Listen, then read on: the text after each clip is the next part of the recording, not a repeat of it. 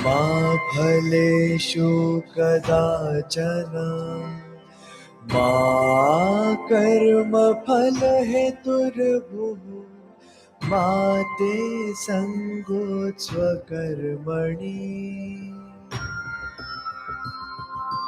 कर्मण्येवाधिकारस्ते मा फलेषु कदाचन मा कर्मफलहेतुर्भुः मा ते सङ्गोत्स्वकर्मणि।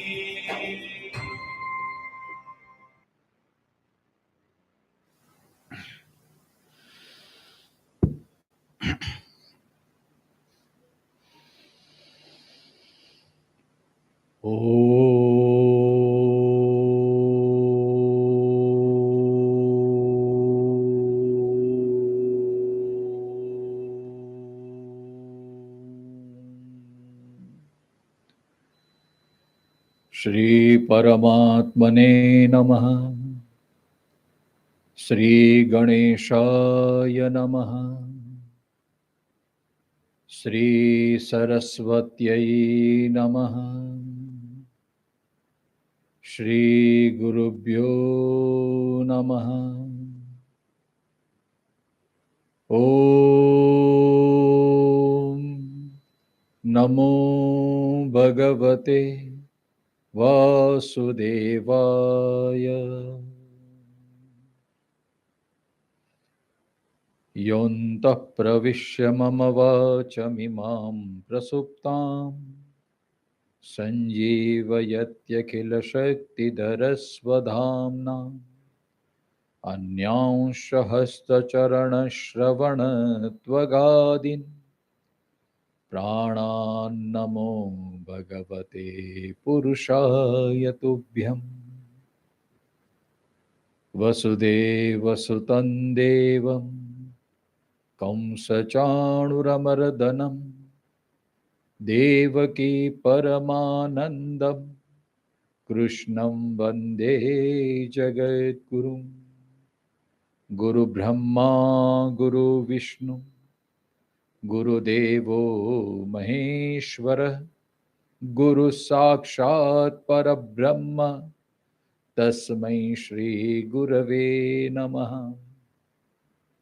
मूकं करोति वाचालं पंगुर्लंघयते गिरिं यत्कृपातमहं वन्दे परमानन्दमाधवम्।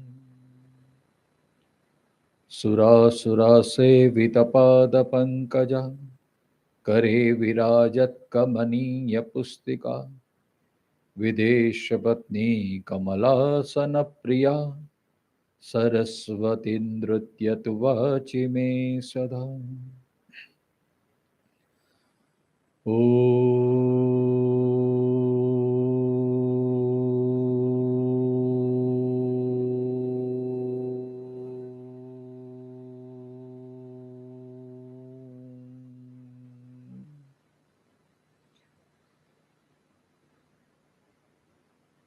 कल से हम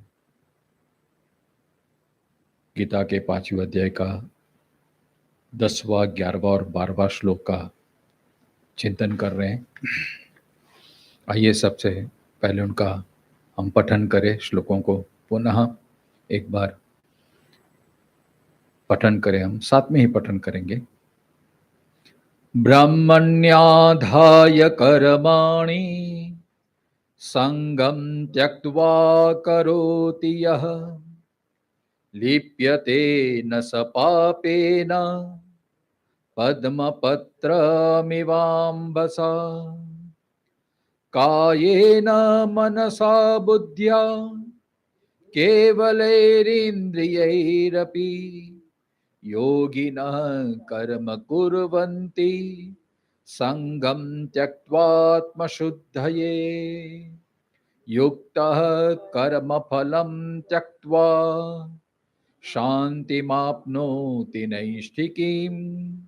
अयुक्तः कामकारेण फले सक्तो निबध्यते। ये 3 श्लोक में परमात्मा श्री कृष्ण हमें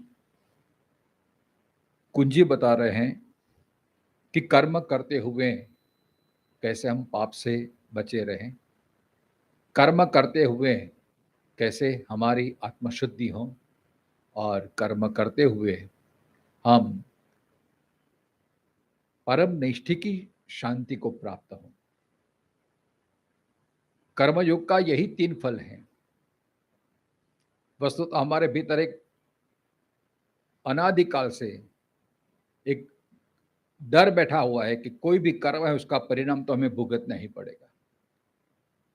कर्म का फल जो पहले किए हुए वो प्रारब्ध रूप में हमको मिल रहा है, क्रियमाण करके फल जो अभी वर्तमान में हम भुगत रहे हैं, वो सब फल के कारण कभी सुखानुभूति होती है, कभी दुखानुभूति होती है, कभी मुक्तता का अनुभव होता है, कभी ये संसार बाग बाग लगता है, और कभी ये कर्मों के फल के कारण हमें संसार में निरस्ता आ जाती है, उदासी आ जाती है, संसार में बोझारूप लगने लगता है। तो भगवान हमें ऐसा उपाय बता रहे हैं कि जो करने से, कर्म तो करना ही पड़ेगा, एक चीज तो है, इसका मतलब ये नहीं कि हम कर्म से बचे रहें। अर्जुन की जो सोच है कि हम कर्म ही ना करें तो फिर न रहेगा बांस न रहेगी बांसुरी, लेकिन ये भी अशक्य बात है, कर्म तो करना ही पड़ेगा। कर्म के बिना जीवन व्यापन चल ही नहीं सकता, चाहे वो ज्ञानी हो, चाहे वो योगी हो, चाहे वो भक्त हो, चाहे वो नैष्ठिक कर्मचारी हो।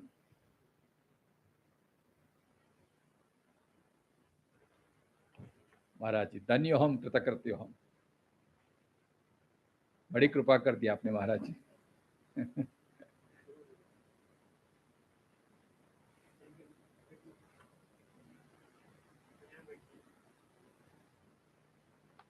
आइए ना महाराज जी, मैं तो यहाँ पे आ जाइए महाराज जी, यहाँ पर। आपने मेरा बात का अपने ये रखा, मेरे को बहुत आनंद लगा। बुलाने का इंटेंशन ये है कि मेरी वाणी आपके प्रति शुद्ध हो, बस गुरुमुख हो जाए, यही के उद्देश्य था बस। और आप ही से मैंने सीखा है, इसलिए आज मैं धन्य हो गया, मेरी एकादशी सफल हो गई महाराज। तो बात चल रही थी गीता के 5वें अध्याय के 10वें श्लोक से 3 श्लोक के, कल से चर्चा कर रहा हूं महाराज जी। ब्रह्मण्याधाय कर्माणि संगम त्यक्त्वा करोति यह लिप्यते न सपापे न पद्मपत्र इमाम बसा। प्रभु हमें कुंजी बता रहे हैं कि ऐसा कर्म करो जिससे हमें पाप से बचे, और पाप का अभिप्राय पुण्य से भी बचे, क्योंकि पाप पुण्य सिक्के के 2 एक बाजू हैं। तो पहला उपाय बता है ब्रह्मण्याधाय कर्माणि, हमारे सब कर्म हम ईश्वर को समर्पित कर दें। सर्वाणि कर्माणि, कर्माणि बहुवचन के रूप में, मतलब कोई भी छोटा मोटा कोई भी कर्म करे, भाव ये रखे मैं ये ईश्वर के लिए कर रहा हूं, ईश्वर को समर्पित करके कर रहा हूं।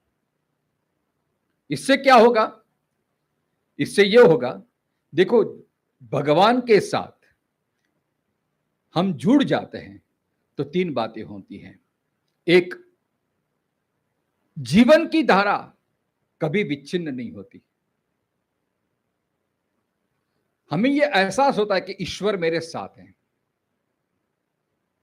और ईश्वर मुझे करा रहा है, इसमें अहम भाव नहीं रहता। फिर मैं ईश्वर का हूं और ईश्वर के लिए कर रहा हूं, और ईश्वर द्वारा मुझे प्रेरित किया जा रहा है, मैं निमित्त मात्र हूं। इस भाव से जब हम कर्म करते हैं तो एक हमारी ईश्वर के प्रति जो निष्ठा है अविरत बहती रहती है, ईश्वर से हमारा संबंध अटूट हो जाता है।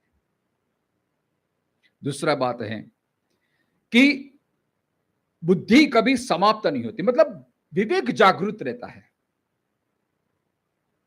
गीता में 10वें अध्याय में ददामि बुद्धि योगम तम, हमारी नैष्ठिक बुद्धि जागृत रहती है।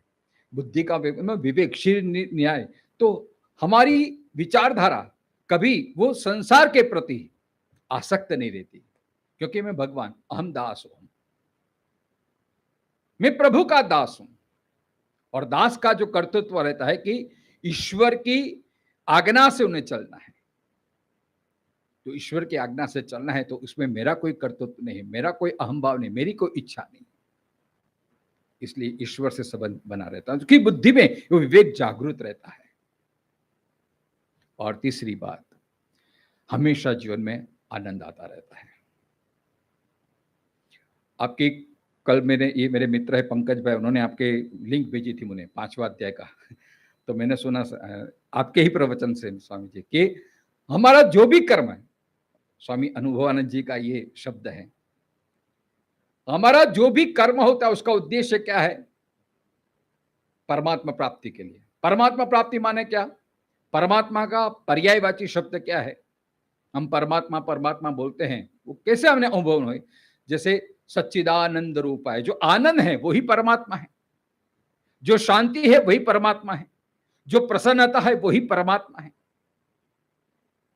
हमारा कर्म का उद्देश्य यही होता है कि हमें ये कर्म से हमें प्रसन्नता मिले, आनंद मिले, सुख मिले, शांति मिले। लेकिन ये कब संभव होगा? जब हम परमात्मा से जुड़ जाए।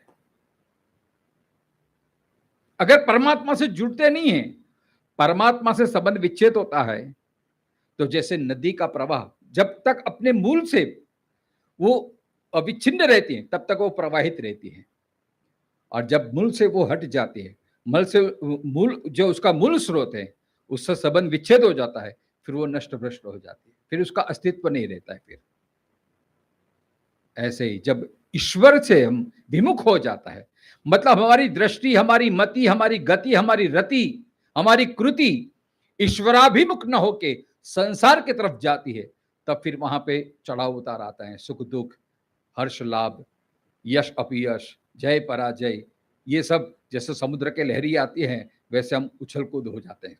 कभी सुखानुभूति, कभी दुखानुभूति, ये सब आते रहता है। तो ईश्वर से संबंध छूटते ही जीवन की धारा कट पिट जाएगी, विच्छिन्नता आ जाएगी। दूसरी बात, ज्ञान की, प्रज्ञा की, बुद्धि की जो धारा है वह क्षीण हो जाएगी, फिर उसमें भ्रम पैदा हो जाएगा फिर।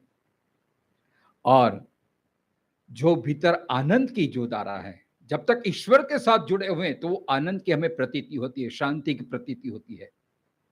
और जब ईश्वर से विमुख हो जाते हैं, जब कर्म हमारे ईश्वर के प्रति ना होते हुए अहम भाव आ जाता है, तब वो आनंद की धारा भी टूटने लगती है, और फिर उधारी का बिजनेस शुरू हो जाता है। फिर शरीर को स्वस्थ रखने के लिए दवाइयों का सहारा लेना पड़ता है, बुद्धि को लेने के लिए पुस्तकों का सहारा लेना पड़ता है। आनंद हम इंद्रियों के विषयों से लेने लगते हैं। ये कब होता है? जब ईश्वर से हमारी धारा टूट जाती है। इसलिए जो कर्मयोगी होता है वो अपने सभी कर्मों को ईश्वर से जोड़ देता है, और जब ईश्वर से जुड़ जाता है तो ऑटोमेटिक सात्विकता आ जाती है। ईश्वरार्पण बुद्धि से जो हम कर रहे हैं तो उसमें एक व्यावहारिकता आ जाती है, अनुशासन आ जाता है।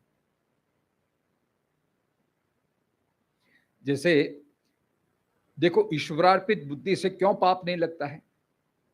अगर ईश्वर करा रहा है, ईश्वर द्वारा प्रेरित होकर मैं कर्म कर रहा हूं, तो अगर कोई बुरा भी विचार आएगा तो तुरंत बुद्धि, विवेक जागृत कर देंगे, अरे ये मेरे से नहीं हो सकता, मैं अगर भगवान का भक्त हूं, अगर मैं भगवान का दास हूं, तो ये कर्म मुझे शोभा नहीं दे सकता, ये विचार मुझे शोभा, तुरंत वो हमें अटकाएगा। जब तक हमारी मति ईश्वर के प्रति जुड़ी हुई है तब तक। तो फिर क्या आ जाएगा? एक प्रकार का अनुशासन आ जाएगा। शासन माने जो शास्त्र के हिसाब से, गीता के 16वें अध्याय में कहा ना कि यश शास्त्र विधि सृज्यते वर्तते कामकारतः, जो शास्त्र विधि को छोड़ के अपने मन माने से बरतता है, न इसको इस लोक में सुख मिलता है, न परलोक उसका सुखी हो सकता है। तो शास्त्र माने शास्त्री, जिससे हमारा किस तरह से शासन करना है, किस तरह से व्यवहार करना है, वो चाहे हम शास्त्र से हम बोध ले, चाहे ईश्वर की प्रेरणा से बोध ले। तो जो जिसने अपने सर्व कर्मों को ईश्वर को अर्पित कर दिया, फिर उसके जीवन में एक शासन आ जाता है, अनुशासन आ जाता है, एक शिष्टता आ जाती है, एक नीतिमत्ता आ जाती है। वो अपने आप फिर सरल मार्ग से चलने लगता है। गड़बड़ तो कब हो जाती है? जब हम ईश्वर को भूल जाते हैं और स्व सुख की इच्छा करने लगते हैं, तब फिर हम अपनी मनमानी करने लगते हैं। और जब तक आप शासन में, ईश्वर के शासन में, शास्त्र के शासन में रह के, धर्म के शासन में रह के जब आप कोई भी कर्म करते हैं, तो आप पाप से बचे रहते हैं। इसलिए कर्तव्य कर्म है और शास्त्र में जो प्रमाण दिए उस हिसाब से हम कर्म करते हैं, तो उसका हमें दोष नहीं लगता। जैसे कोई सैनिक हो युद्ध के मैदान में, अब जैसे कमांडर ऑर्डर देता है शूट, तो गोलियां भुनी जाती हैं और बहुत सारे शत्रुओं को मार देता है, तो उससे वो दोष नहीं लगता, क्योंकि वहां अपना वो कर्तव्य कर रहा है। लेकिन अगर कोई इंसान लकड़ी लेके दूसरे को मारता है, तो वो पाप का भागीदार है, क्योंकि वहां पे द्वेष भाव से कर रहा है। तो जहां कर्तव्य है, जहां शास्त्र है, जहां भगवत प्रेरणा है, वहां कभी भी दोष नहीं आ सकता। इसलिए ब्रह्मण्याधाय कर्माणि संगम त्यक्त्वा करोति यः। संगम त्यक्त्वा माने, देखो जो कर्मयोगी होता है तो उसके तो ईश्वर के प्रति ही उसकी आसक्ति रहती है, और उसे कर्म में ही मुझे तो भगवान का काम करना है, बस यही उसका भाव है। फॉर एग्जाम्पल, जैसे विद्यार्थी जो सही माने में विद्यार्थी होता है, उसको सिर्फ विद्या का अर्जन, उसमें ही आनंद आता है। दो प्रकार के विद्यार्थी, एक विद्यार्थी होता है और परीक्षार्थी होता है। जो केवल परीक्षा के लिए अभ्यास करता है, तो उसके वो विद्या से कोई लेना देना नहीं, बस वो शॉर्टकट ढूंढने का प्रयत्न करेगा, कहीं से कोई कॉपी मिल जाए, कहीं से कभी ये मिल जाए, बस इतना काम, इतना मार्क्स हो जाए, बस उससे सिर्फ डिग्री से ही मतलब है। ऐसे ही अध्यात्म में जो कर्म योगी हैं, उससे सिर्फ कर्म में ही आनंद आता है। वो फल की, वो संग की, फले के संग की आसक्ति रखता ही नहीं है, क्योंकि फल जो है वो तो भविष्य काल है, कर्म है वो वर्तमान है। स्वामी जी का ही सूत्र है, whenever you are, whatever you are, wherever you are, be 100%। ये स्वामी जी से ये बहुत बड़ा सूत्र है, इसका जीवन का अपनाने जैसा है। मतलब कर्मयोगी होता है वो कर्म में, क्योंकि कर्म प्रेजेंट है और फल है वो फ्यूचर है। अरे ये मैं कर्म करूंगा, इस तरह से करूंगा, मुझे ये फल मिलेगा, तो वो फल मिलेगा, तो वो फिर वो अन्याय हो गया, वो अपराध हो गया, क्योंकि कर्म ही उसके लिए, वो भगवान को ही देखता है, कर्म में ही भगवान को ही देखता है। कौन करा रहा है? भगवान करा रहा है। किसके लिए कर रहा हूं? भगवान के लिए कर रहा हूं। तो कर्म में ही उसको आनंद आता है। जैसे विद्यार्थी को विद्या का अर्जन, उसमें ही उसको आनंद आता है, उसे परीक्षा से कोई लेना देना नहीं है। अब चाहे मार्क अच्छे भी आ जाए तो ठीक है, वो भाई ये है, और अगर कम भी मार्क आए तो भी उसे असंतोष नहीं होता, उसे लगता है कि चलो कोई बात, परीक्षार्थी का वो मिस्टेक होगा, उसके अंदर संतोष बना रहता है, क्योंकि उसने अच्छा अभ्यास किया है। और भविष्य काल में अगर वो उसकी, तो उसकी वैल्यू होगी ही, और जिसने केवल परीक्षा को केंद्र में रख के किया है, तो उसको वापस मेहनत करनी पड़ेगी, सब देखना पड़ेगा। तो कर्म योगी कभी फल पे वो आधार रखता ही नहीं, क्योंकि वर्तमान में ही देखता है, बस कर्म में ही वो आनंद का अनुभव करने लगता है। इसलिए संगम त्यक्त्वा करोति यः, इस तरह से जो कर्म करता है। धन्यवाद गुरुदेव, धन्यवाद। लिप्यते न स पापेन पद्मपत्रमिमां वसः। ये प्रवचन खत्म हुए तुरंत मैं आ जाता हूं आपके शरण में।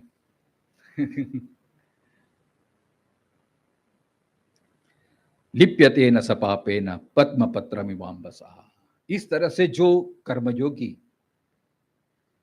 कर्म करता है, भगवान कहते हैं कि उसे कभी पाप नहीं लग सकता।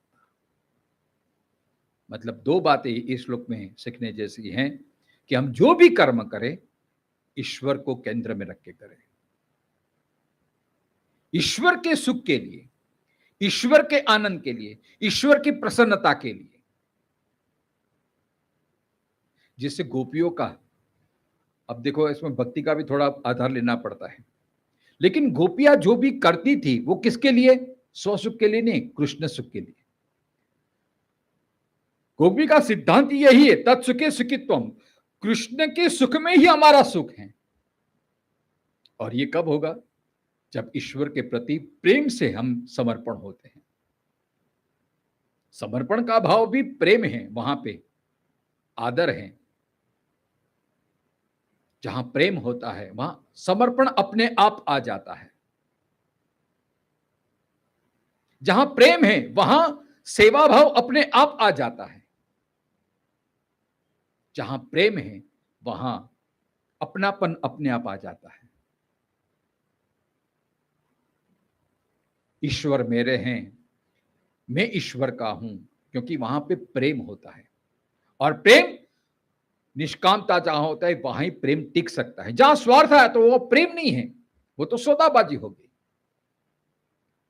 इसलिए कर्मयोगी जो होता है वो निष्काम भाव से, ईश्वर से भी कोई अपेक्षा नहीं रखता है कि ईश्वर मुझे अच्छा फल देगा, ईश्वर मुझे मेरी प्रशंसा करेगा, मैं ईश्वर के गद्दी को प्राप्त कर लूंगा। ये कुछ नहीं, बस ईश्वर की प्रसन्नता, मेरा ईश्वर प्रसन्न होना चाहिए बस। और जहां प्रेम होता है ना, तो उनकी बातें भी सुनना अच्छा लगता है, उनकी बातें करना भी अच्छा लगता है, और उनके लिए काम करना भी अच्छा लगता है। और जहां स्वार्थ होता है तो वहां काम में भी बेमनी आ जाएगी, बातें भी बोले अबे कब इसको जल्दी निपटेगा, कब जल्दी यहां से छूटूं, ये सब आ जाएगा। जैसे माँ अपने बच्चे को प्रेम करती है ना, तो कोई बच्चे के गुणगान, अरे तुम्हारा बेटा तो इतना सुंदर, तो माँ को इतना आनंद आता है, मेरे बेटे की बात कर रहा है। और माँ अपने बेटे की ही प्रशंसा कर रहा है, आज मेरे बेटे ने कितना क्या कम, यशोदा का हमने दृष्टांत सुना था। तो जहां प्रेम है वहां मन अपने आप लग जाता है। जहां प्रेम है वहां अपने आप उनके लिए कार्य करने का मन हो जाता है। जहां प्रेम होगा तो वहां उसके लिए कुछ ना कुछ आपको, प्रेम में मैं उनके लिए क्या करूं, ये प्रेम है। मैं ऐसा कौन सा कर्म करूं जिससे उसे प्रसन्नता हो। व्यवहार में जिस व्यक्ति के प्रति हमें सच्चा प्रेम होता है तो हमें उसके देने का ही विचार आता है, मैं उसके लिए क्या करूं, ये प्रेम है। और जिस दिन हमने ये हो जाए कि मैंने इसके लिए कितना किया, इसके बर्थडे में मैं कितनी महंगी महंगी गिफ्ट दी लेकिन मुझे कुछ मिला नहीं, वहां से स्वार्थ का संबंध शुरू हो गया। और जहां स्वार्थ है वहां प्रेम टिकता नहीं है, फिर तो सौदाबाजी होगी। फिर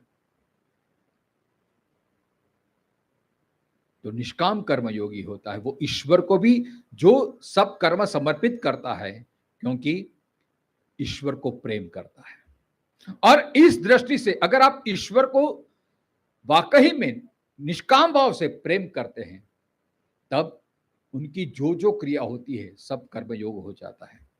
इसलिए शंकराचार्य ने अपने मानस पूजा में कहा है, आत्मा त्वं गिरिजामति सहचरा प्राण शरीरम गृहम पूजाते विषयोपभोग रचना निद्रा समाधि स्थिति संचार पदयो प्रदक्षिण विधि स्तोत्राणि सर्वांगिरो यद्यत् कर्म करोमि तद्दखिलम शंभो तवाराधनम। देखो ये प्रेम है। शंकराचार्य जी कितना सुंदर भाव प्रकट किया है। प्रभु ये आप कौन है? मेरी आत्मा ही आप हो। आत्मा त्वम गिरिजा मति, मेरी मति है वो पार्वती है। ये सहचर जो है आपके गण हैं वो कौन है? जो मेरे प्राण हैं। और प्रभु ये मेरा शरीर ही आपका घर है, ये शरीर ही आपका कैलाश है। और पूजाते विषयोपभोग रचना में जो भी इंद्रियों से विषयों का सेवन करता हूं वो सब आपकी पूजा ही है। और जब मैं सो जाता हूं वो समाधि। और संचार पदयो हो, जहां मैं विचरण करता हूं, मेरे पैर से जहां जहां जाता हूं, आप ऐसे ही समझ लो ये आपकी प्रदक्षिणा ही है प्रभु जी। संचार पदयो प्रदक्षिणा विधि स्तोत्राणि, में जो भी बोलता हूं, मेरे वाणी से जो भी शब्द उच्चारण होते प्रभु, वे सब आपके ही गुणानुवाद हैं। ये कब सिद्ध हो सकता है? जब जिसने अपना पूर्ण समर्पण भाव कर दिया है ईश्वर के प्रति। ऐसे समर्पित बुद्धि से जो कर्म करता है उसका एक एक कर्म ईश्वर के लिए हो जाता है, ईश्वर की पूजा हो जाती है। और वो तभी ही सिद्ध हो सकता है जब पूर्ण समर्पण भाव पूर्ण प्रेम से होता है। जब जहां प्रेम है, पूर्ण प्रेम है, वहां अपने आप निष्कामता आ जाती है। और जहां सच्चा प्रेम है ईश्वर के प्रति, वहां समर्पण भाव अपने आप आ जाती है।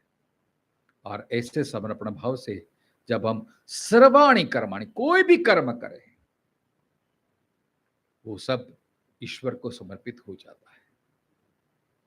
और फिर कोई भी फल की अपेक्षा नहीं रखता है। इस तरह से जो कर्म करते हुए पाप से बच जाता है। पाप कहां जा लगता है? जहां अहंभाव आ जाता है। इसलिए 11वें श्लोक में भगवान कहते हैं, काये न मनसा बुद्धिया केवलेन्द्रियैरपि योगिनः कर्म कुर्वन्ति संगम त्यक्त्वात्म शुद्धये। अब कर्म जो हम करते हैं उनके 4 माध्यम है। कोई तो शरीर से हम कर्म करेंगे, चाहे हम मन से कर्म करेंगे, चाहे बुद्धि से कर्म करेंगे, चाहे इंद्रिय से कर्म करेंगे। ये 4 ही बात हैं और कोई साधन ही नहीं अपने पास कर्म करने के लिए। तो यहां केवल ही शब्द, केवल कायेन, केवलम मनसा, केवलम बुद्धिया, केवलम इंद्रियैरपि। केवल का माने अर्थ होता है ममत्व को छोड़ के। अब ईश्वर कर्मयोगी के लिए ये सारा जगत ही ईश्वर है, कण कण में ईश्वर हैं। जैसे सर्वस्य चाहम हृदि सन्निविष्टः ईशावास्यमिदं सर्वम यत्किंचित् जगत्याम जगत, ये श्रुति वाक्य है हमारा। तो भगवान तो अत्र तत्र सर्वत्र हैं। तो दैट मीन्स के भगवान जहां जहां है तो वहां सेवा करनी है। तो देखो, जो कर्मयोगी होता है वो ईश्वर को सब में देखता है, इसलिए सबको ईश्वरमय समझ के सबकी सेवा करता है और बदले में अपेक्षा कुछ नहीं रखता है। देखो, सेवा भी, अगर सेवा भी हम करते हैं तो मेवा का भाव हम रखते हैं, क्या मुझे कुछ इतना मिलेगा, उच्च मिलेगा, तो फिर वो सौदा हो गया, फिर वो कर्म योग नहीं हुआ, एक साधारण कर्म हो गया। लेकिन यहां कर्म, भगवान तो क्या हमें क्या कुंजी बताते हैं? देखो, ये जो शरीर है, मन है, बुद्धि है, इंद्रिय है, अगर उसका सही इस्तेमाल करते हैं तो हमें ईश्वर तक पहुंचा सकते हैं। और अगर उसका इस्तेमाल हमने गलत तरीके से किया तो वही हमारा पतन का भी कारण बन जाता है। इसलिए शरीर माध्यम खलु धर्म साधनम, शरीर है वो धर्म का साधन, धर्म उपार्जन के लिए साधन दिया हमें ईश्वर ने।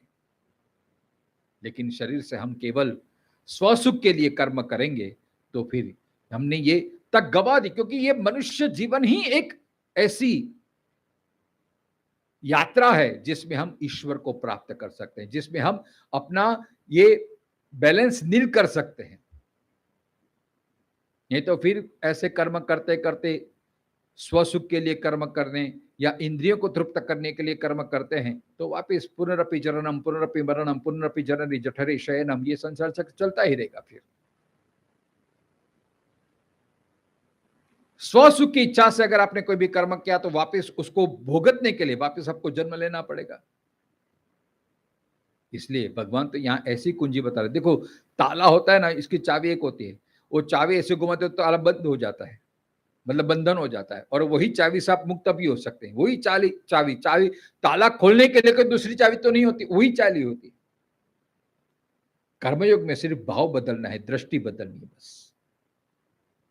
तो कर्मयोगी जो होता है वो शरीर से जो भी, देखो अभी ये शरीर, मन और बुद्धि, ये तीन बातें हैं, यही तीन केंद्र स्थान है हमारे कर्म का। शरीर जो मिला है तो शरीर समाज की सेवा में लगाना है, और समाज की सेवा का तो पहले, सबसे पहले तो अपने से शुरुआत करनी है। शरीर मुझे भगवान ने क्यों दिया है? सिर्फ भोग भुगतने लिए नहीं दिया है, क्योंकि पशु भी भोग भुगतते हैं। अब ये मनुष्य जीवन कुछ विशेष कर्म करना है, तो ये भाव रख के पहले तो अपने आप को नियंत्रित करना है। शरीर में प्रधान रूप तमोगुण का भाव ज्यादा रहता है, जड़ता, प्रमाद, आलस्य। जब शरीर से हम कोई कार्य नहीं करते तो अपने आप वो तमोगुण की वृद्धि होने लगती है। इसलिए सबसे पहले तो शरीर को हमेशा व्यस्त रखना चाहिए, कर्म में व्यस्त रखो। पहले तो अपने आप को सुधारो, अपने आप को नियंत्रित करना है। इसलिए अनुशासन, इसलिए नीतिमत्ता। रोज में कौन रोज सुबह उठने की क्या जरूरत है? अरे भाई इसके लिए, क्योंकि ये शरीर भगवान ने दिया है, तो पहले हमने हमारी आत्मशुद्धि के लिए, हमारे कल्याण के लिए। समाज का कल्याण कब होगा? जब पहले हमारा कल्याण होगा। हमारा कल्याण कैसे होगा? ये शरीर से। तो शरीर जो भगवान ने दिया है तो उसको सुदृढ़ रखना है, पहले तो स्वस्थ रखना है शरीर को। इसलिए तो भगवान बार कहता है कि ये शरीर, ये हृदय में मैं रहता हूं। 17वें अध्याय में भगवान ने कठोर तप की आलोचना की है। जो घोर तप करते हुए वो शरीर को कष्ट देते, वो मुझको कष्ट देते हैं, ऐसा भगवान कहते हैं।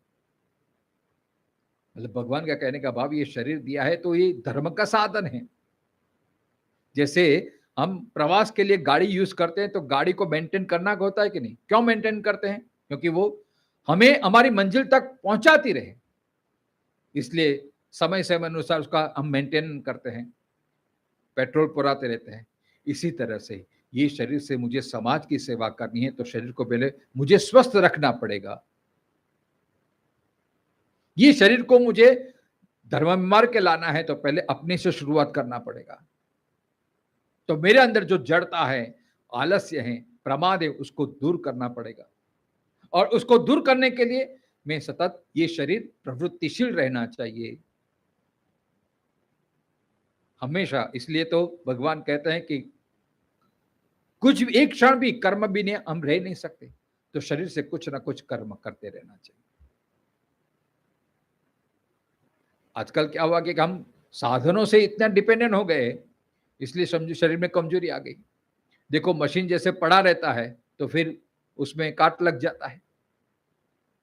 अब इसलिए सारे साधन आ गए सब, तो शरीर भी कमजोर हो गया। फिर 25-30 साल में तो आज एक शरीर एकदम कमजोर हो जाता है। फिर पहले लोगों में मेहनत थी, हाथ से चक्के से आटा पीसना होता था, पैदल चलना होता था, तो अपने आप एक्सरसाइज हो जाती थी।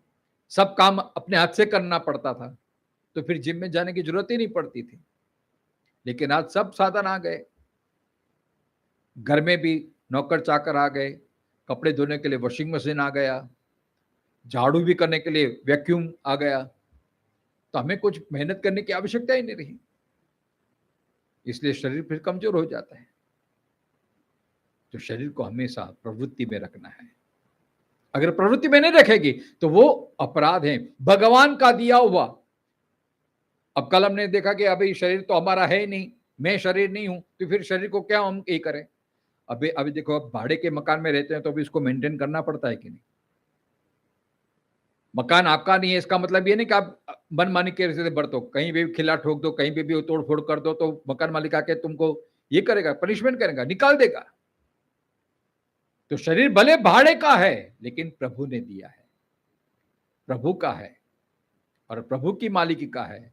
तो मेरा कोई ऐसा हक नहीं बनता कि शरीर को मैं कष्ट दूं, शरीर को मैं त्रास दूं। शरीर को सही मायने में उसको व्यस्त रखना है, तो ये आत्म सेवा ही ये प्रभु की सेवा हो गई। तो शरीर को स्वस्थ रखना है और अपने दोषों को पहले मिटाना है, आलस्य को, निद्रा को, उस पर कंट्रोल करना है, और फिर ये शरीर से अन्यों की भी सेवा करनी है। माता की सेवा कीजिए, पिता की सेवा कीजिए, तो इससे भी भगवान प्रसन्न हो जाते हैं। देखो, भगवान को प्राप्त करना है तो आप कर्म से भी प्राप्त कर सकते हैं। इसके लिए ऐसा नहीं कि आप इतना अनुष्ठान करेंगे, हिमालय जाए में तपस्या करेंगे तो ही प्रभा भगवान हमको मिलेंगे, नहीं। आज एकादशी है, देवपोढ़ी एकादशी। आज महाराष्ट्र के लोग पंढरपुर में जाते हैं, वारकरी संप्रदाय, विठलनाथ जी के दर्शन के लिए।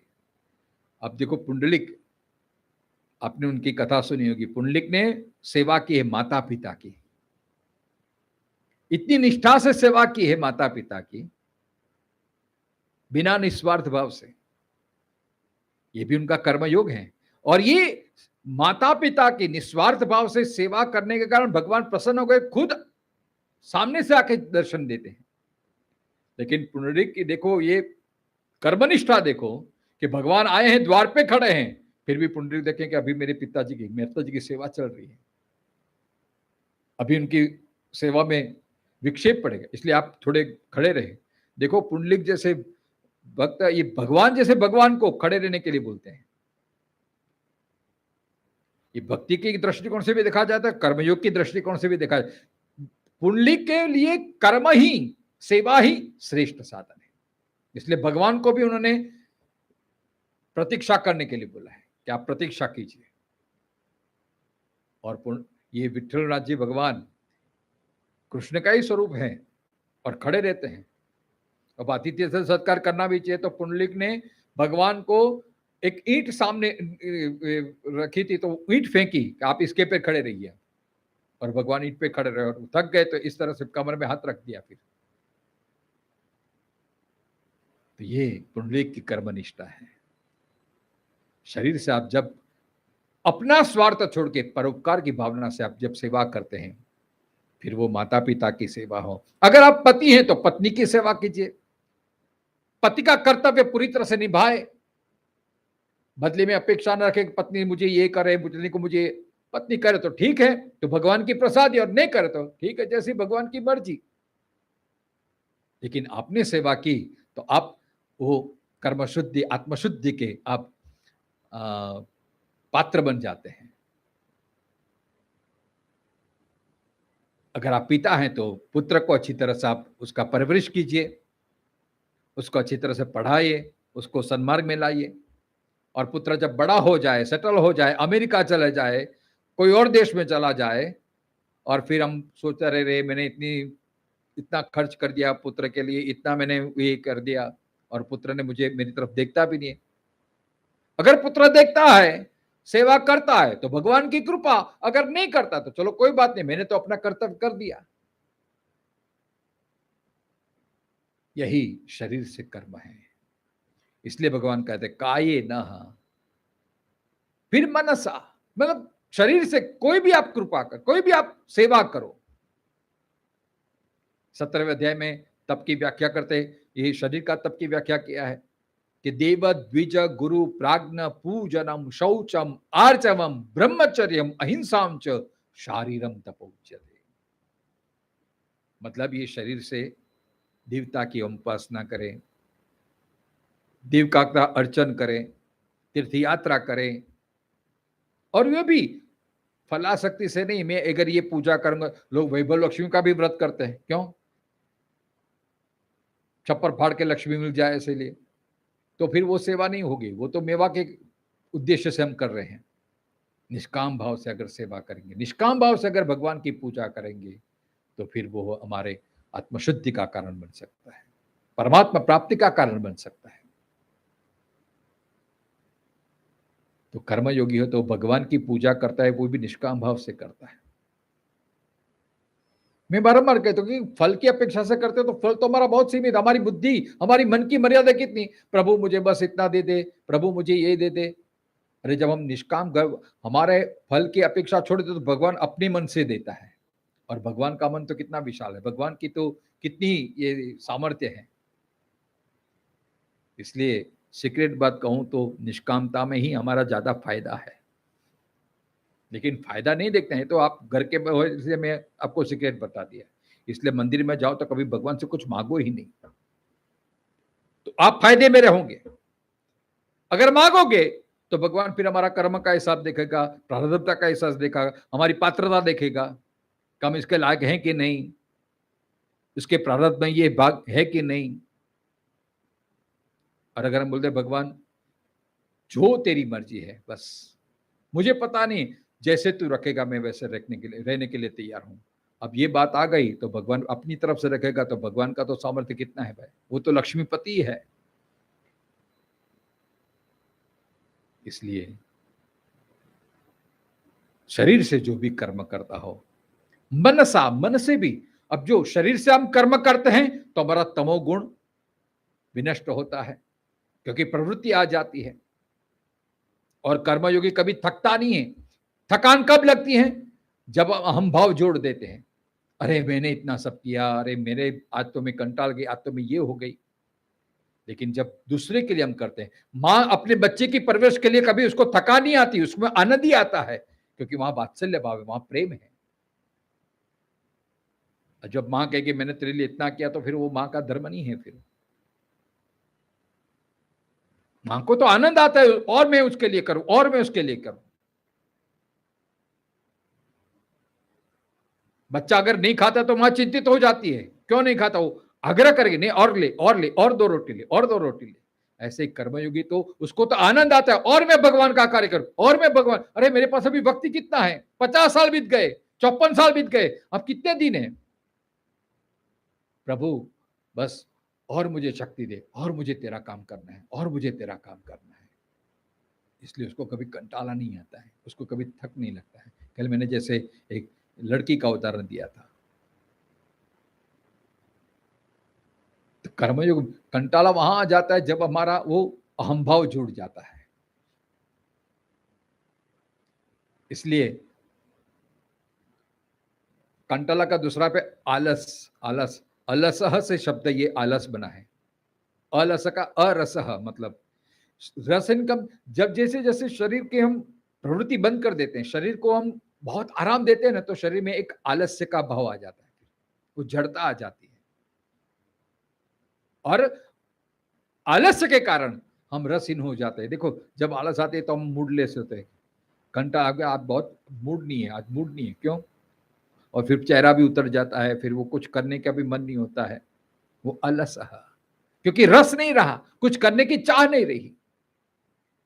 लेकिन आप जिस प्रवृत्ति में प्रवृत्तिशील रहते हैं, तो फिर वहां कंटाला नहीं, क्योंकि आप इन्वॉल्व हो जाते हैं। जैसे आपका रस का, जिसको पेंटिंग का शौक है, पेंटिंग करता है तो उसको कोई कंटाला नहीं आता है, क्योंकि उसका रस का विषय है।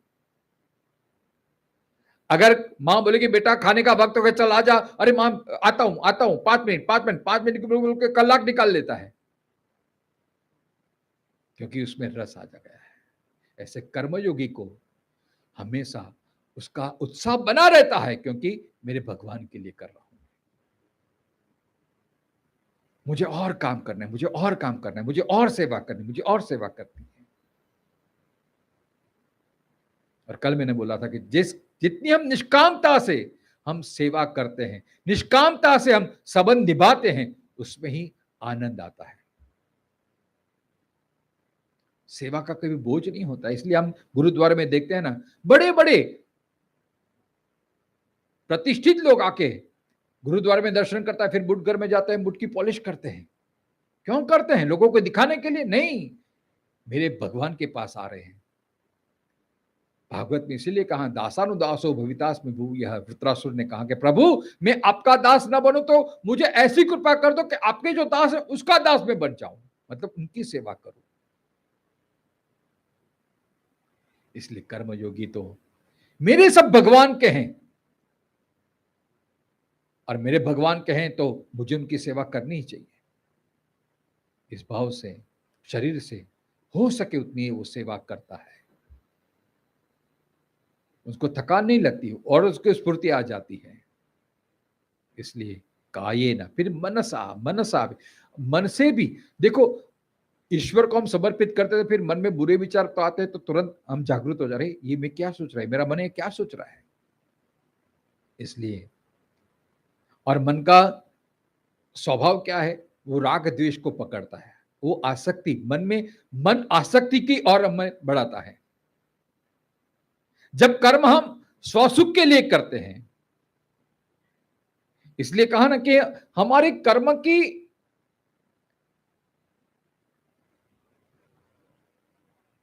जो स्रोत है, कर्म की वृत्ति है, वो किसके लिए है, स्वसुख के लिए है कि परमात्मा सुख के लिए है।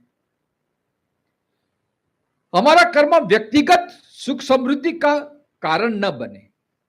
अगर व्यक्तिगत सुख समृद्धि का कारण बने तो फिर उसमें राग उत्पन्न होगा, फिर उसमें आसक्ति उत्पन्न हो जाएगी, फिर उसमें ममत्व उत्पन्न हो जाएगा, उसके पाने की और चाह बनी रहेगी। इसलिए स्वसुख की इच्छा न रखना है। देखो, इसलिए गीता में देखो अर्जुन है, अर्जुन ऐसा कहता है कि येषाम अर्थे कांक्षिता ना राज्यम भोगान सुखानि च। अरे प्रभु, ये मैं क्या करने जा रहा हूं, इन लोगों को मार के मैं कैसे राज्य भोग सकता हूं। देखो, अर्जुन की दृष्टि है, वो सबको सुख देना चाहता है। और दुर्योधन का क्या कहे, दुर्योधन क्या बोलता है, मदर थे त्यक्त जीवित। अरे देखो, ये अहंकार कितना है उसका, मेरे लिए सब प्राण त्याग करने के लिए दिया है। दुर्योधन अहम केंद्रीय है, वो अभिमान का प्रतीक है, और अर्जुन रुजु है जो सरल वृत्ति का है। वो समष्टि का विचार करता है, वो परिवार का विचार करता है। अर्जुन कहता है कि मैं सबके लिए मरने को तैयार हूं, और दुर्योधन कहता है कि मेरे लिए सब मरने के लिए तैयार है, मेरे सुख के लिए सब अपने प्राण त्याग करने के लिए तैयार खड़े हैं युद्ध मैदान में। तो कहने का भाव, हमारा एक एक कर्म में यह देखे कि ये मेरा कर्म व्यक्तिगत तो नहीं है, स्वसुख की तो इच्छा नहीं है। अगर स्वसुख की इच्छा जरा भी आ गई उसमें तो फिर अहम भाव आ जाएगा। अहम भाव के बिना स्वसुख आ ही नहीं सकता, और अहम भाव आ गया, स्वसुख की इच्छा आ गई तो फिर ममत्व आ जाएगा। इसलिए गीता के 15वें में देखो, ये संसार बंधन का कारण नहीं है, लेकिन संसार में आके हम अपना संसार जब बनाने लगते हैं ना, ये मेरा, ये मेरा, ओ ये मेरा, और इससे ही हमारा अहंकार पुष्ट होता है। मैं विद्वान, मैं ज्ञानी, मैं इतना पढ़ा लिखा, मेरा इतना बड़ा परिवार, मैं इतना श्रीमंत, और परिवार की ममत्व, मेरा इतना बेटा इतना एकदम सेटल हो गया, मेरी बेटी इतनी होशियार है, मेरी पत्नी इतनी सुंदर है, ये इससे ममत्व और बढ़ता है और बढ़ता है, और वही हमारा बंधन का कारण बन जाता है। और देखो, ये ममत्व कभी कभी हमें धोखा भी दे देता है। ये मोह ही ऐसा है कि जिससे हम ममत्व रखते हैं, अगर सामने से उतना ममत्व हमें नहीं मिलता है तो हमें फिर दुख भी होता है। अरे मैंने उसके लिए कितना किया है और उसने मेरे लिए कुछ करता भी नहीं है। इसलिए केवल ही माने, यहां भाष्यकार श्रीमद शंकराचार्य जी लिखते हैं कि केवल शब्द कायादि भी अपि प्रत्येकम संबध्यते सर्व व्यापारेषु ममता वर्जनाय योगिनः। यहां केवल शब्द का उपयोग करते हैं कि ममत्व न रखो, आप अपना कर्तव्य कर्म करो। इसका मतलब यह नहीं कि परिवार के प्रति आसक्ति नहीं रखना है, बिल्कुल आसक्ति रखनी है, बिल्कुल प्रेम रखना है, लेकिन किस भाव से, मेरे राम के भाव, मेरे राम के ये परिवार है। देखो, जैसे पत्नी पति को शादी में ब्याह करके पति के घर आती है तो पति के द्वारा पति का परिवार अपना हो जाता है कि नहीं, लेकिन केंद्र में पति है। इसी तरह से कर्मयोगी भी जीवन व्यवहार चलाता है, सबके साथ संबंध रखता है, लेकिन अपना ममत्व नहीं रखता है। वो ईश्वर का है, सब मेरे ईश्वर के हैं, सब ईश्वर के नाते वो सबके साथ ममत्व रखता है, इसलिए उसका ममत्व भी शुद्ध हो जाता है, राग द्वेष जनित हो जाता है। जैसे डॉक्टर होता है, बड़ा डॉक्टर होता है, वो पेशेंट को देखता है, वो पेशेंट गरीब है कि तवंगर है कि कितना ये है वो नहीं देखता, बस उसका ध्यान, उसकी मुझे सेवा करनी, इसके रोग को मुझे मिटाना है बस। ऐसे कर्मयोगी संसार में सबके प्रति संबंध रखता है, लेकिन ईश्वर के नाते ईश्वर को केंद्र में रखते, सूत्रे मणिगणा इव, ये भाव से। इसलिए ममत्व रहित। ये तो ममत्व आ गया तो फिर तो बंधन का कारण हो जाता है। जैसे भागवत में हमने भरत की कथा सुनी होगी। देखो भरत जी सब कुछ छोड़ के, ममता छोड़ के वन में चले गए, लेकिन वहां हिरण की आसक्ति हो गई, और हिरण की आसक्ति होने के कारण इसमें इतना ममत्व बढ़ गया कि फिर उस 2 जन्म उनको वापस लेने पड़े। एक जन्म हिरण का होने लगा, क्योंकि जिसमें हमारा ममत्व रहता है तो फिर वहीं वापस आना पड़ता है। तो ममत्व को त्याग देना है। ममत्व ही जन्म मृत्यु का कारण है, और ममत्व ही सुख दुख का कारण है। अर्जुन दुखी है क्योंकि ममत्व के कारण मेरा परिवार, मेरा परिवार, ये ममता ही दुख की जननी है। इसलिए ममत्व रखो, लेकिन इस भाव से रखो कि उनकी मुझे सेवा करनी, और बदले में सेवा की अपेक्षा नहीं रखनी है। देखो ममत्व आ गया तो फिर अपेक्षा भी आ जाती है कि मैं उससे जितना प्रेम करता हूं, बदले में मुझे भी इतना प्रेम मिले। अगर प्रेम नहीं मिलता है, उतना हमें ममत्व नहीं मिलता है, तो हम दुखी हो जाता है। अरे रे, मेरे बेटे को मैंने कितना प्रेम किया, कितना मेरे के लिए किया, अब बेटा मेरी तरफ देखता भी नहीं है, हम दुखी हो जाते हैं। इसलिए केवल ही ममता रे, जो भी हम करें बिल्कुल ममत्व, अटैचमेंट नहीं। अटैचमेंट आया तो दुख आया। राजा भर्तृहरि का आपने सुना होगा। भर्तृहरि के जीवन में बड़ा, देखो भर्तृहरि को जिसके प्रति ममत्व है, अपनी पत्नी को बहुत प्रेम करता है, लेकिन उसकी पत्नी वो किसी और को प्रेम करती है। अब पत्नी जिसको प्रेम करती है, एक मंत्री को, मंत्री के प्रति उसकी बहुत आसक्ति थी। अब वो मंत्री, वो राजा की, भर्तृहरि की पत्नी के प्रति बिल्कुल आसक्त नहीं था, वो किसी गणिका के प्रति आसक्त था, और वो गणिका वो राजा के प्रति आसक्त थी। अब राजा अपनी पत्नी को प्रेम करता है, लेकिन पत्नी, अभी राजा है, अगर पत्नी ये बोलेगी, वो प्रेम करती लेकिन नाटक दिखावा करती थी, उसका प्रेम सच्चा नहीं था जितना भर्तृहरि पत्नी को प्रेम करते थे, वो छलावा था। लेकिन पत्नी डर रही थी, अगर पता चल जाएगा तो मुझे सजा करेंगे, मुझे मार डालेंगे। अब जो रानी है, वो जिस मंत्री से प्रेम करती थी, मंत्री भी वो उसके साथ छलावा कर रहा था, क्योंकि रानी है, अगर मैं उसको इतना भाव नहीं दूंगा तो फिर वो अपने सैनिकों से मुझे मरवा डालेगी, या तो मुझे पदभ्रष्ट कर देगी, मेरा मंत्री पद छिन जाएगा। और जो मंत्री गणिका को प्रेम कर रही थी, गणिका वो भी एक डर से मारे उसको छलावा कर रही थी, उसके साथ चीटिंग कर रही थी, करे भाई मंत्री है, अब इनको भाव नहीं दूंगी तो फिर वो कुछ भी राजा को कैद करके मुझे राज्य से बाहर निकाल देगा। और गणिका मनोमन राजा को चाहती थी, ये सब मैं लोगों को खुश करता हूं, इसलिए राजा को अगर मैं नजर में आ जाऊं, राजा को खुश कर दूं, और राजा मुझे अपने रानीवास में निवास स्थान कर दे, तो ये झंझट से मुझे छुटकारा मिल जाए। इसलिए रानी हमेशा राजा का चिंतन करती थी, किस तरह से मैं राजा को आसक्त करूं, किस तरह से राजा को मैं प्रसन्न करूं। और ये भर्तृहरि को ये सब बात कैसे पता चली, तो एक यति ने सुंदर फल दिया था, अमृत फल। बोला कि आप जिसको बहुत प्रेम करते हो उसको ये दे दीजिए, आपका कल्याण हो जाएगा। अब भर्तृहरि अपनी पत्नी को बहुत प्रेम करते थे, इतनी आसक्ति थी, उसने अपनी पत्नी को दे दिया फल। और पत्नी भर्तृहरि को प्रेम नहीं, पत्नी ने सोचा कि ये अमृत फल दूसरों को दे, अपने प्रेमी को देने से अब कल्याण होता है, तो उसने बोला मैं जिसको प्रेम करती हूँ उसको दे दूं, तो उसने मंत्री को दे दिया।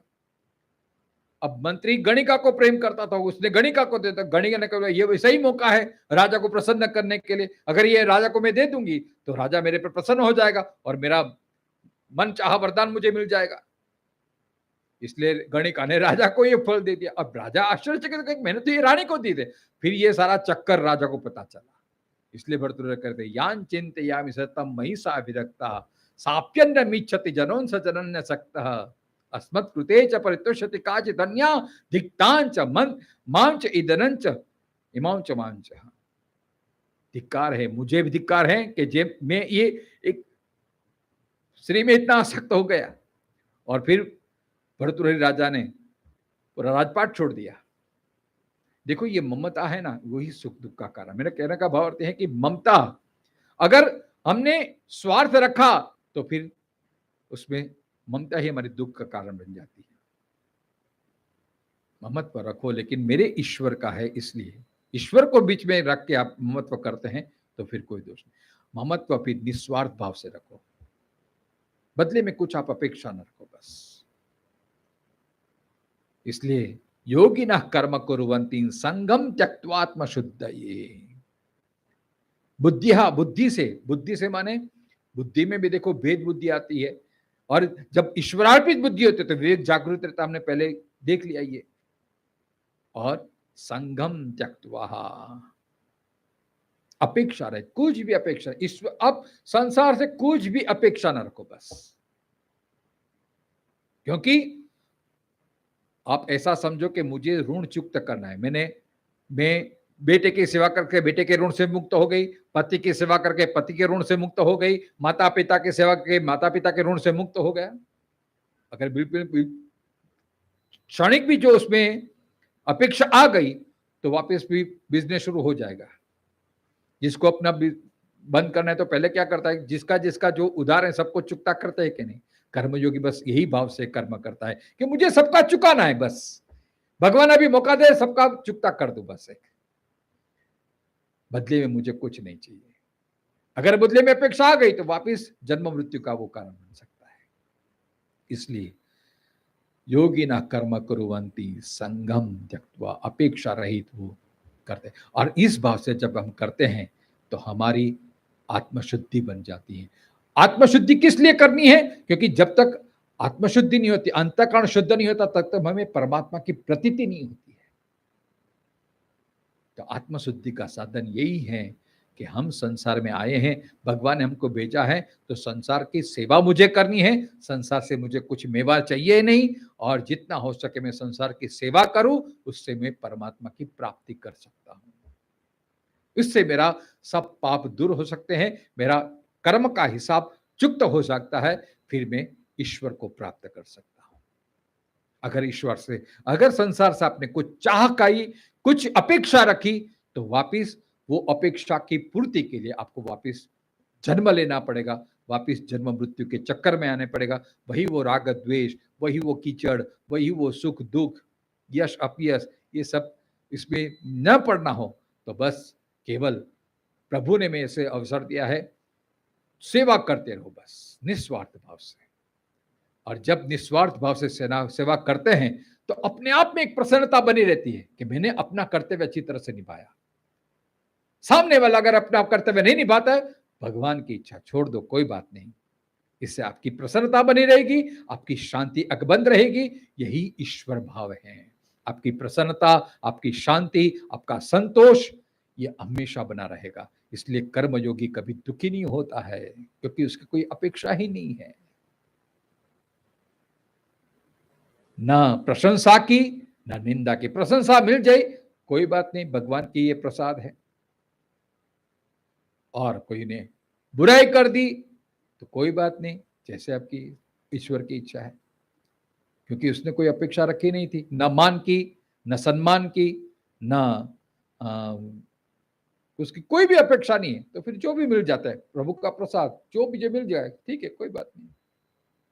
इसी को बोलते हैं संगम त्यक्त्वात्म शुद्धये। समय हो गया है, शेष चर्चा कल करेंगे। आइए प्रार्थना करते हैं। ओम पूर्णमदः पूर्णमिदं पूर्णात् पूर्णमुदच्यते पूर्णस्य पूर्णमादाय पूर्णमेवावशिष्यते। असतो मा सद्गमय तमसो मा ज्योतिर्गमय मृत्युर्मा अमृतं गमय। ओम शांति शांति शांति। मंत्रावळत शंकरं शंकराचार्य बादरायणं पुनः।